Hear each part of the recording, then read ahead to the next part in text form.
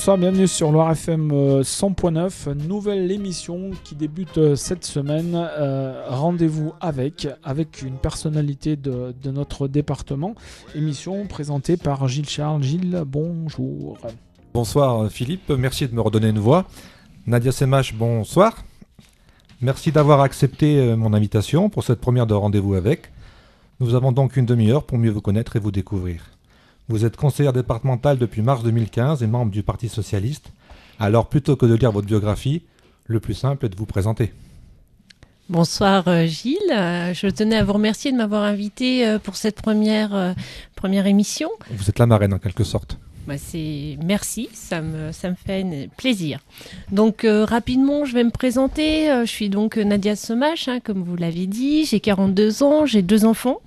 Je suis issue d'une famille de 11 enfants. Je suis assistante sociale et j'ai toujours travaillé dans des services hospitaliers. Donc j'ai travaillé en gériatrie, aux urgences à Saint-Étienne, en psychiatrie et dans divers services de médecine. Ensuite, j'ai évolué comme cadre administratif, donc toujours à l'hôpital, au CHU de Saint-Étienne. Donc rapidement, je me suis investie très jeune dans des associations, notamment ATD Quart Monde, où là, je venais en aide aux familles en détresse. J'ai également donné des cours de soutien à des élèves qui rencontraient des difficultés scolaires. J'ai aussi œuvré dans des associations qui luttent contre les discriminations. Voilà, et naturellement, j'ai choisi de devenir assistante sociale. J'ai une maîtrise en sciences de l'éducation et un master en management des organisations sanitaires et sociales. Très bien. Voilà. Donc ma première question, elle est la même que lors de notre première rencontre. C'est quoi être socialiste aujourd'hui dans ce monde qui change ? Alors Gilles, je ne vais pas changer, donc j'ai envie de reprendre la définition que je vous avais donnée de Gilles Deleuze. Il y a un an pour le site Le Stéphano à la casquette. Tout à fait. Faire un peu de pub. Donc être de gauche, c'est d'abord penser le monde, puis son pays, puis ses proches, puis soi. Être de droite, c'est l'inverse. Cette définition me convient complètement parce que pour moi, le socialisme, c'est vraiment la justice sociale, c'est la lutte aussi contre toutes les inégalités, c'est aussi le progrès et c'est vraiment prôner l'égalité de traitement pour tous les citoyens. Voilà, et ça doit rester l'opposé du libéralisme. Et je pense qu'il est important de favoriser vraiment l'intérêt général et pas l'intérêt particulier, les valeurs humanistes, la cohésion sociale et aussi le vivre ensemble. Voilà, la diversité aussi. Je crois que Saint-Étienne est une ville très diverse et c'est autour de ces convictions que j'ai voulu façonner mon engagement politique. Voilà. Et vous pensez qu'en 2015, on est forcément de gauche ou de droite sur tous les sujets ou on peut, les barrières justement, elles sont en train de bouger, on peut être sur des sujets plutôt de droite, sur des sujets plutôt de gauche. Vous êtes que d'un côté. Moi, je continue à penser qu'il y a la gauche et qu'il y a... La droite ne fait rien de bien. Je n'ai pas dit ça. J'ai pas dit ça. Non, ça c'est le côté humour. Non, mais j'entends bien. Non, j'ai jamais dit que la droite faisait tout mal et que la gauche faisait tout bien. Bien au contraire. Je crois que à gauche, on a une certaine sensibilité. On va défendre certaines valeurs, notamment la solidarité, tout ce qui est cohésion sociale. Ça veut dire que la droite n'est pas solidaire ? Je considère que la gauche, on fait un peu plus dans le domaine de la solidarité et de la cohésion sociale et du vivre ensemble. C'est dans les gènes de la gauche. Voilà, donc après, il y a pour moi une différence, on le voit bien dans certaines politiques, il y a une différence entre la gauche et la droite. Très bien, on passe à la deuxième question. Fraîchement élu au conseil départemental, c'était en mars dernier. Quel est votre rôle au sein de cette assemblée ? Alors, depuis mars 2015, comme vous le savez, j'ai été élue donc avec Joseph Ferrara comme conseillère départementale sur le canton de Saint-Étienne 6, donc qui comprend les quartiers la Métard, le Portail Rouge, la Vivarès, Bellevue, le Guiset, Solor. La rivière aussi, il ne faut pas que j'en oublie. Et vous êtes combien d'élus à l'Assemblée départementale ? Alors nous sommes 42 élus à l'Assemblée départementale. Donc on divise par 2 puisque ça fait une vingtaine de cantons. Alors. 21. Très bien. Donc votre rôle dans cette Assemblée ? Donc dans cette Assemblée, j'essaye donc je participe à certaines commissions, notamment la commission de solidarité, petite enfance... Voilà, culture, environnement. Et notre rôle, c'est on siège un peu utile, donc on siège utile, on essaye de faire avancer des dossiers, d'apporter des propositions constructives. Voilà, et de défendre certains dossiers et de faire remonter aussi ce que les Stéphanois nous font part, de ce que les Stéphanois nous font part sur le terrain. Est-ce que vous avez découvert donc comme rôle, c'est quelque chose qui vous plaît ? Oui. Là, on est vraiment force de proposition. C'est du concret parce que là, on a été quand même élu sur notre nom. On a une certaine légitimité. On est là pour représenter des citoyens qui nous ont choisis au suffrage universel. Donc les gens vous rencontrent, vous font des remarques et vous remontez ça au conseil départemental. Tout à fait. On a un rôle de médiateur. Entre les institutions et les citoyens. Donc on essaye autant que faire se peut d'être le porte-parole. Et au conseil municipal, je sais que c'est une fois par mois. Le conseil départemental, ça se réunit tous les combien ? Alors il y a une commission qui se réunit tous les 15 jours. Tous les 15 jours, on est au conseil départemental. Donc on l'a dit, vous êtes stéphanoise. Quel est votre parcours scolaire et professionnel ? Donc on y revient. Alors, au niveau scolaire, vous avez fait vos études à quel endroit ? Alors moi, j'ai toujours fait mes études sur Saint-Étienne, donc au collège de Beaulieu, pour tout ce qui est mes années collège. Ensuite, au lycée Claude Foriel et l'école d'assistante sociale, donc sur Saint-Étienne. Ma maîtrise de sciences de l'éducation, je l'ai fait sur Lyon. Voilà. Donc et vous avez toujours travaillé sur la région ? Toujours travaillé sur la région, dans le département de l'Elbe. Et pour l'instant, votre statut professionnel, c'est quoi ? Alors pour l'instant, je ne travaille pas. J'ai décidé de me consacrer à ma vie politique parce que je crois que ça demande beaucoup d'implication, beaucoup de travail aussi. Et à un moment donné, il faut vraiment se recentrer sur une seule activité. Puis je suis aussi mère de famille, donc ça demande aussi beaucoup de travail. Donc vous êtes, sans faire de l'humour, déjà mère. Voilà. On y revient donc à la municipalité. Vous êtes également conseillère municipale après avoir été adjointe. Là aussi, c'est quoi le rôle d'une conseillère d'opposition ? Alors, comme vous le disiez, j'étais adjointe en charge de la santé, prévention et santé. Et je suis aujourd'hui élue d'opposition, conseillère municipale, donc dans l'opposition. Pour moi, je pense que c'est un acteur incontournable du conseil municipal. On a la chance d'être un groupe d'opposition uni, soudé, à l'écoute des Stéphanois. Et nous sommes là pour faire remonter ce que nous entendons du terrain. Donc, à la fois, on assure ce contre-pouvoir aussi, qui est primordial pour la cité. Et nous sommes constructifs. Toujours, on privilégie vraiment l'intérêt général pour essayer de faire avancer les projets. On est force de proposition. On essaye de travailler comme ça avec le maire de Saint-Étienne afin de dépasser tous les clivages partisans et préserver ainsi l'intérêt des Stéphanois. Et est-ce que quand vous avez une remarque, ça peut influencer la municipalité ? Ou ils en tiennent compte ? Comment ça se passe ? Quelquefois, il y a une remise en question de l'exécutif, mais pas toujours.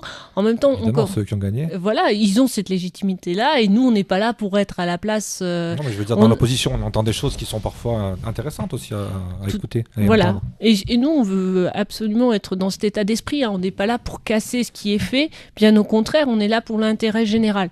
Donc, si Gaël Perdriau, le maire de Saint-Étienne, fait des choses très bien, on lui le dira sans problème. Et quand ça va pas, on fait remonter pour essayer de faire évoluer les choses. Non pas pour casser. On n'est pas une opposition systématique. On vote à priori 80% des dossiers. Donc ça veut bien dire qu'on n'est pas contre tout. Mais il y a aussi un suivi de ce qu'avait fait la précédente municipalité, ou c'est pas complètement une chose différente, c'est un peu la suite, non ? Il y a une continuité républicaine. Il y a la continuité républicaine qui se fait. Alors il y a des projets qui n'étaient pas acceptés par la nouvelle municipalité, donc on peut comprendre qu'ils reviennent en arrière. Et puis bon, ce qui était bien, Gaël Perdriau l'a continué. Très bien. Même si c'est un peu tôt, qui d'après vous devra conduire les socialistes pour 2020 ? Un projet ou un homme ? Alors, comme vous le dites, c'est un peu tôt. On est en 2015, c'est un peu tôt pour prévoir qui sera à la tête de liste de 2020. Aujourd'hui, c'est pas du tout dans nos esprits. On essaye de travailler, d'être présents. On travaille tous de la même façon. On travaille ensemble. On est vraiment une équipe. Après, pour l'instant, on a désigné aucune tête de liste. Donc on verra par la suite. Je crois qu'à chaque jour suffit sa peine. qu'il ne faut pas se précipiter, qu'on est là pour assurer vraiment l'opposition, apporter des propositions au maire de Saint-Étienne. C'est bien ce que je disais dans la deuxième partie de la question. Est-ce que c'est un projet qui doit conduire ou c'est un homme ou une femme, bien sûr? C'est peut-être le projet qu'il faut mettre en avant. C'est d'abord un projet et qui sera conduit par un homme ou une femme. Par une personne de charisme. Peut-être. Vous? C'est pas dans ce n'est pas du tout dans mes projets. Bah, elle fera le temps de couler encore. D'ici Ce 2020. n'est pas dans mes projets. Est-ce que dans la finalité, être assistante sociale et socialiste, ce ne sont pas les mêmes racines? Alors, être socialiste, c'est avoir certaines valeurs, c'est aller vers l'autre, c'est aider l'autre, tout comme être assistante sociale. Après, aujourd'hui, il y a des assistantes sociales qui sont de droite, hein, tout, voilà. Ah bon bien sûr, j'en connais. Voilà. Et ben justement, on va peut-être faire un petit point. Vous connaissez beaucoup d'assistantes sociales? Il y a beaucoup plus de gens à gauche ou à droite dans les assistantes sociales? Celle que je connais un peu plus à gauche, mais il existe des assistantes sociales de droite aussi. Donc ça remet un peu en cause ce que vous m'avez dit dans la première question.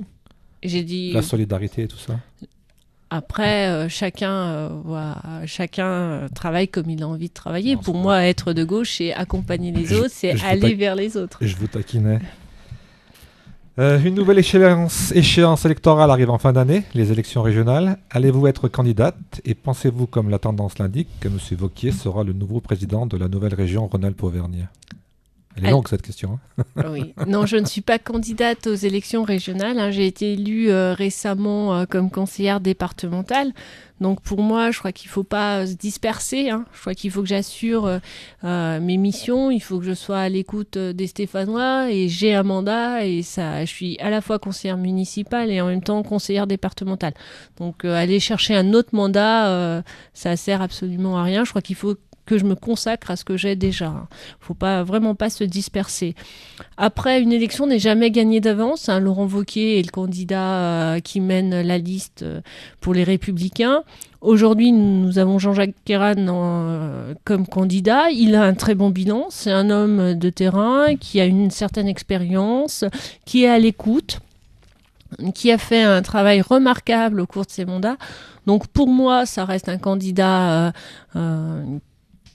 qui peut gagner, et Laurent Wauquiez n'a pas encore gagné. Hein, je crois qu'il faut qu'on se le dise, il faut aller voter, et puis il faut regarder aussi ce qu'a fait Jean-Jacques Kéran et l'équipe sortante.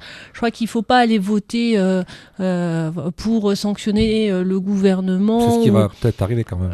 Peut-être, mais justement, il faut que les gens se rendent compte que sanctionner le gouvernement alors que nous avons un très bon bilan sur la région, c'est bien dommage. Parce qu'aujourd'hui, voilà, alors Laurent Wauquiez n'a pas gagné, une élection, encore une fois, n'est jamais gagnée d'avance. Et justement, pour l'histoire des compositions des listes, comment ça se passe, vous qui êtes de l'intérieur? Comment sont désignés les gens pour être sur une liste? Alors, ils font un acte de candidature, comment ça se passe? Il y a un acte, donc il faut répondre à un acte de candidature. Répondre à un acte de candidature, et là après il y a des critères qui sont mis en place, et à partir de là il y a une commission qui se réunit et qui choisit les candidats. Donc les candidats ont été auditionnés par une équipe, par un jury, et à partir de là on choisit on fait la composition de la liste. Comme il y a beaucoup de courants au Parti socialiste, il faut en tenir compte de toutes ces sensibilités. Oui, il faut tenir compte des sensibilités. Il y a un équilibrage à faire alors. Voilà, il y a un équilibrage à faire. Et quelle solution pour éviter l'abstention et les votes extrêmes selon vous aux prochaines régionales? Surtout l'abstention, on va parler, je crois, d'abord. Je crois qu'il faut intéresser les gens à la politique. Avec du concret? Avec du concret. Il faut arrêter de donner aussi une mauvaise image des politiciens. Hein. Tous les politiciens ne sont pas là pour eux. Il y en a, certes, mais pas que. Il y a des gens qui sont aussi là pour défendre l'intérêt général, les Stéphanois, les Ligériens, les habitants de la région Rhône-Alpes. On n'est pas là pour soi, on est là pour les autres. Après, il faut aussi comprendre les gens qui n'ont plus envie de s'intéresser à la politique compte tenu des difficultés qu'ils rencontrent dans leur quotidien. Et comment vous pouvez leur donner envie alors de s'y réintéresser à cette politique? Justement, d'aller les voir, d'aller leur expliquer ce que font les politiques. Essayer de les convaincre, essayer de leur expliquer. Je crois qu'il y a un travail de pédagogie. Vous travaillez pour eux. Qu'on travaille pour eux et qu'on essaie de faire remonter ce qu'ils nous disent, on est leur porte-parole. Il faut les intéresser, il faut vraiment arrêter aussi de croire que tous les politiques ne pensent qu'à eux. C'est loin d'être le cas, hein. Il y a des gens il y a des hommes de conviction qui font ça parce qu'ils ont envie de défendre l'intérêt général, que ça soit de droite ou de gauche, hein, on est bien d'accord. Et dans l'actualité, ces jours-ci, les réfugiés, vous pensez que le vote extrême il va être encore plus important ? Après, je ne suis pas dans la tête des gens, hein. Je crois qu'il fallait accueillir les réfugiés. C'est la tendance qu'on entend, quoi. Je crois que c'est important de recevoir les réfugiés. Je crois que Gaël Perdriau a pris une bonne décision en acceptant de recevoir sur Saint-Étienne des réfugiés, hein. Nous l'avons déjà salué au conseil municipal parce que c'est une décision courageuse qu'il a prise et que nous le rejoignons dans cette prise de décision. D'après vous, la politique, dans son ensemble, c'est plus dur quand on est une femme ? Écoutez, pour moi, la politique, aujourd'hui, est aussi est possible pour une femme, hein. La loi sur la parité a permis aussi l'entrée des femmes. Il y a des femmes qui ont des compétences, hein, qui sont grâce à la gauche, ces femmes ont pu rentrer en politique. La parité. Et donc, aujourd'hui, on a les mêmes compétences que les hommes, hein. Si on est à ces postes-là, c'est aussi grâce à nos compétences. On va faire une première pause dans quelques secondes musicales. Vous avez choisi Fatal Picard, Mon père était tellement de gauche. Pour marquer cette pause musicale, je vous poserai la question juste après, on l'écoute tout d'abord. On ne choisit pas son enfance, on m'a pas laissé être droitier. Mon père m'emmenait jamais au square, mais aux réunions de comité.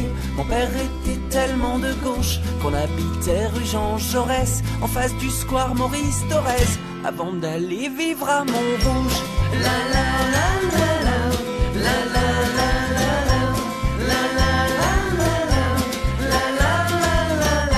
On a été en Urs l'hiver, les pays de l'Est c'est mieux l'hiver. On voit bien mieux les bâtiments, les nuances de gris ça flash sur le blanc. Devant la statue de Lénine, pour nous c'était le grand frisson. Moins 24, c'était pas terrible, mais les chapkas étaient en option. Mon père était tellement de gauche que quand est tombé le mur de Berlin, il est parti chez Casto pour acheter des parpaings. La la la la la, la la la.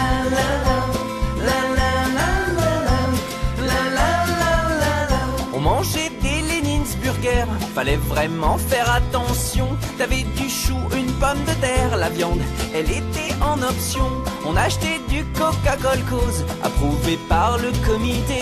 Ça devait soigner la silicose, on s'en servait pour désherber. On regardait pas la contrebande, on regardait pas la corruption. La Sibérie, c'était Disneyland, le discernement en option. Mon père était tellement de gauche qu'à son mariage dans l'église, on chantait l'Internationale. Les femmes portaient des fossiles. Mon père était tellement de gauche qu'on a eu tout plein d'accidents. Il refusait la priorité à droite systématiquement. La la la la la, la la la la, la la la la. Mes copains se foutaient de moi tout le temps, car à l'école, au premier rang, j'avais les lunettes de Brejnev et le dentier d'un Tupolev. Mon père était tellement de gauche qu'en 80, il croyait que ça changerait. Je sais pas quelle tête il aurait fait en 2002 en allant voter. Et même si tout ce que je raconte n'est pas tout à fait vrai, le socialisme comme paradis, nous on y croyait. Mon père était tellement de gauche que lorsqu'il est parti, la gauche est partie avec lui.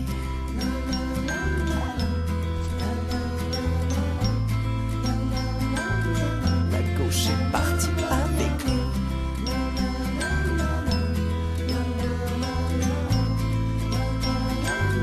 La gauche est partie avec lui.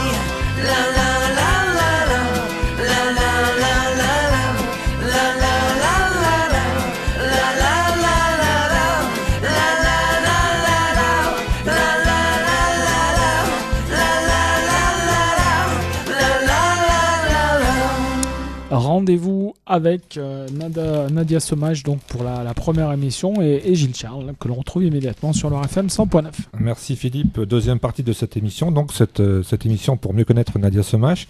On vient d'entendre Fatal Picard, mon père était tellement de gauche. Est-ce que la chanson française peut influencer les esprits en politique selon vous ?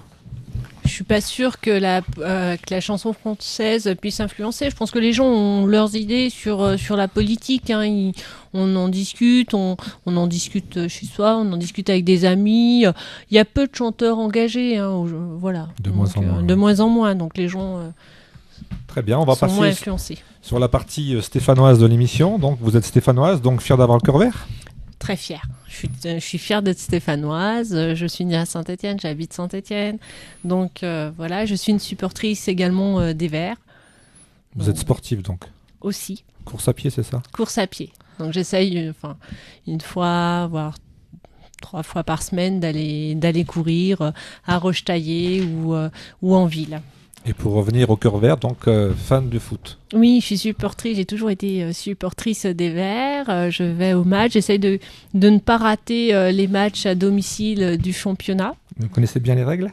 Oui, C'est quoi un hors-jeu ? je connais les règles. C'est difficile de vous expliquer un hors-jeu, c'est les gens qui ne respectent pas les règles. D'accord. Saint-Étienne change le monde avec le design, êtes-vous d'accord ? Oui. Je crois que Saint-Étienne est la ville du design. On a la chance aussi d'avoir la cité du design. Donc, la ville du design, c'est vraiment créer un projet avec la création d'objets fonctionnels, créer une ville design. Et je crois que ça permet de sortir de Saint-Étienne qui a souvent, on parle de Saint-Étienne avec certains clichés.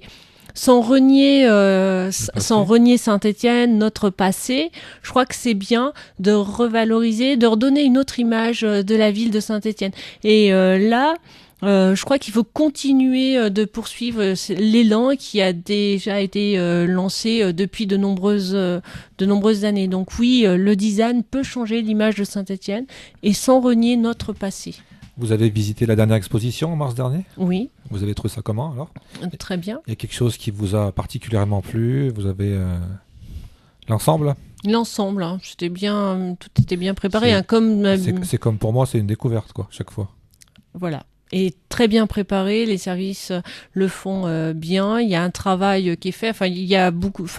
Les services mettent beaucoup de temps pour préparer et puis ce type d'exposition. Très bien. Alors on l'a dit, Saint-Étienne change. Le monde du commerce aussi. Que faire selon vous pour stopper l'hémorragie ? Et la méthode de la nouvelle équipe municipale est-elle la bonne ? Alors pour le commerce de Saint-Étienne, c'est difficile aujourd'hui d'apporter ou de porter un jugement sur ce qui est fait. On a des boutiques qui ouvrent, hein, on le voit dans l'actualité. Il y a aussi des boutiques qui ferment. Hélas. Moi, je pense qu'il faut se donner du temps, faut attendre. Hein, ça fait 18 mois que la nouvelle équipe est sur place. Donc on fera à un moment donné un état des lieux pour voir ce qui a été fait et puis reprendre plus globalement ce qui a été fait, parce qu'aujourd'hui on peut pas parler vraiment de porter un jugement. Enfin pour moi il m'est difficile pour l'instant de porter un jugement sur ce qui a été fait, donc je me laisse encore le temps et après je pourrai dire ce que j'en pense. Et on a un peu cette impression que le commerce il se déplace à Saint-Étienne. C'est-à-dire qu'avant, le côté central, c'était la place de l'Hôtel de Ville avec les arcades, des choses comme ça, Jean Jaurès. On a l'impression que le commerce, il part un peu sur Fourneron, puisqu'il va y avoir tout un tas de nouveaux services là-bas. Est-ce que c'est une bonne chose ou... On ne peut pas faire deux centres-villes, en fait. On peut pas avoir l'Hôtel de Ville qui vit et Fourneron qui vit. Ça serait une mauvaise idée de faire comme ça. Je vous dis, pour l'instant, on a vraiment un peu de mal de savoir ce qui est vraiment fait. Il y a Monoprix qui va ouvrir place. Je crois que le 3 décembre, l'ouverture est prévue. Il y a Adidas. Ensuite, il y a certaines boutiques qui ferment aussi. Hein. On le voit bien au centre-ville. Il y a Darty Centre 2 qui ferme. Il y a Despinas qui a fermé au mois d'août. Donc, je vous dis, c'est vraiment prématuré aujourd'hui pour en parler. Et vous pensez quoi, justement ? Il y a des villes qui, j'allais dire, pour cacher la misère, dans certaines villes, les commerces qui ferment, on met une jolie façade, on met un leurre, quoi. Est-ce que c'est pas mieux de mettre un leurre devant une boutique que d'avoir des tags et des choses fermées? Après, il faut voir si on a besoin d'autant de boutiques, hein. Je crois qu'il faut vraiment... C'est pour ça que je vous dis que c'est difficile de parler de la politique du commerce seulement avec une boutique qui ferme ou qui ouvre. Il faut repenser une nouvelle politique du commerce sur notre... Parce que le commerce dans aussi a notre changé avec centre-ville. Internet. Voilà, c'est pour ça que il faut vraiment voir où va la municipalité, parce que pour l'instant, on ne le voit pas. On ne le voit pas, donc il faut se donner faut le laisser temps. du temps au temps, donc. Voilà. En matière d'animation, que pensez-vous de la politique des grands concerts offerts aux Stéphanois? Alors, on veut une ville qui bouge, hein, donc il y a plusieurs concerts, et à un moment donné, trop de plateaux, voilà. Et vous pensez qu'il y a des retombées, ce genre de concert, pour l'image? Pour l'image, Parce que les je suis pas artistes- sûre. Pour Les les artistes, ils viennent, ils chantent, ils s'en vont, et ils s'en foutent un peu de Saint-Étienne, entre Après, guillemets. pour les commerces, c'est les gens viennent au centre-ville, vont aller au restaurant, vont aller boire un coup. Donc ça anime la ville. Encore une fois, 3 fois par an, ça me semble beaucoup. Ça a un coût, ce type d'animation, au détriment d'autres manifestations, et notamment la promotion de groupes stéphanois ou des groupes ligériens. J'ai envie de vous dire pourquoi vous ne l'avez pas fait pendant 6 ans. On peut faire des erreurs. En même temps, j'ai pas dit que notre bilan était exceptionnel, hein. J'ai dit que nous avons eu un bon bilan, hein, ça c'est clair. Maurice Vincent et son équipe ont vraiment ont fait de belles choses, et puis des choses moins bonnes, hein, et notamment celle-ci. Il n'y avait pas de plateau, et c'est vrai que les adolescents aiment bien aussi les musiques qu'on entend sur les radios. Alors, je me permets d'intervenir. Il n'y a effectivement pas de plateau. Par contre, il y avait plein de concerts pendant tout l'été sur l'esplanade, dans l'esplanade François Mitterrand, à Boulevard Jules Janin, où là, il y avait plein de groupes locaux qui se produisaient. Voilà. Merci Philippe. Nous sommes en pleine foire internationale. Êtes-vous séduite par l'édition 2015 et le thème des 60s? Cette édition est originale, hein. Elle change des années précédentes, donc elle nous permet de connaître une époque que nous ne connaissions pas, hein. Enfin, pour moi, et puis pour les jeunes Bon, aussi. un petit peu quand même. Donc on découvre une période heureuse, et je trouve que moi qui suis allée à l'inauguration de cette foire samedi, j'ai trouvé une exposition très riche, variée, et, Ça très vous a rappelé des intéressante. souvenirs ou pas?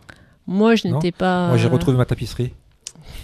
Voilà, donc on voit les anciennes cuisines, c'est Je fais un clin d'œil à Philippe. J'ai même vu un ancien 45 tours d'Hervé Villard. Ah, très bien.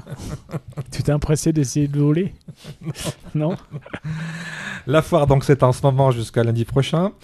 Le mois prochain, c'est les 30 ans de la fête du livre. Vous avez grandi avec quelle image pour vous et quel souvenir de ce rendez-vous populaire? Alors la fête du livre fait partie ce sont les rendez-vous incontournables de Saint-Étienne, hein. Samedi, j'ai déjeuné avec Jacques Plaine, donc le créateur de cette fête du livre. Il vous a conseillé un roman, non? Non. Non, il est très fier de sa création, hein. Là, on fête ses 30 ans, donc si ça a duré symbolique. autant de temps, c'est que ça marche bien. On peut rencontrer des auteurs qui nous font partager leur passion, leur lecture également. Et je pense qu'il faut continuer dans cette dynamique et de promouvoir encore cette fête du livre. Il y a des rencontres qui vous ont marqué à la fête du livre dans ces 30 ans? Ségolène Royal, quand elle est venue à Saint-Étienne. Voilà. C'était en 2000... je sais C'est pas très vieux, il me semble. Ouais. Et vous aviez eu l'occasion de discuter? Oui, avec Ségolène Royal. Et qu'est-ce qu'il en était ressorti? Là, vous avez dit du bien de Saint-Étienne? Oui, j'étais très contente d'être venue nous voir. C'est une femme de conviction, de gauche, qui a su s'imposer dans un monde d'hommes. Voilà. Ça doit pas être évident. Même pour les hommes, c'est pas toujours facile. Ne pensez-vous pas que les conflits sur les réseaux sociaux ne grandissent pas le débat citoyen? Alors, je vous rejoins complètement. Hein, les réseaux. Je fais moi-même mon mea culpa. Hein. J'avoue que parfois je réagis à chaud et je le regrette. Donc je vous repose la question. Donc vous avez raison. Hein, le débat avec des élus n'a pas à avoir lieu sur les réseaux sociaux. On a le conseil municipal. Et on peut profiter de cet instant pour dire ce qui ne va pas, ce que nous proposons. Donc le Twitter doit rester très limité. Y a-t-il un lieu particulier dans la ville où vous aimez vous promener et vous ressourcer? Alors sans hésitation, je parlerai du Parc de l'Europe et j'aime bien aller courir aussi à Rochetaillé. Qui dépend de votre canton, donc le Parc de l'Europe. Aussi, voilà. Vous- Et le Rochetaillé également. Je me souviens avoir fait un petit article cet été qui a très bien marché sur le petit train. Est-ce que vous-même, vous aviez pris le petit train au Parc de l'Europe? Moi non, mais mes enfants, j'amenais mes enfants les mercredis justement pour faire du petit train. Très bien. Et pour terminer, on a encore 2-3 petites questions, mais la dernière vraie question, c'est y a-t-il un événement ou un festival stéphanois à laquelle vous êtes attaché? Alors le festival Paroles et Musique, où toutes les années j'essaye de me rendre pour voir des concerts, alors tout type de concerts, des nouveaux groupes ou alors des concerts que j'apprécie. Très bien.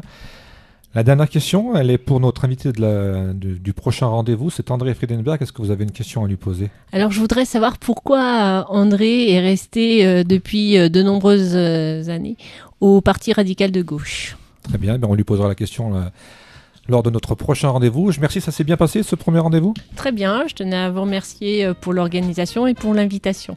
Eh ben moi je Merci vous à remercie vous. d'être marraine et puis on se retrouve le 8 octobre avec André Friedenberg. Bonne soirée, merci. Merci Gilles. Brother man nowadays living in the ghetto, where the danger's sure enough real. Well, when he's out late at night, if he's got his head on right, well, I lay you 9 to 5, he's walking with steel. Brother man say he's afraid of gangsters.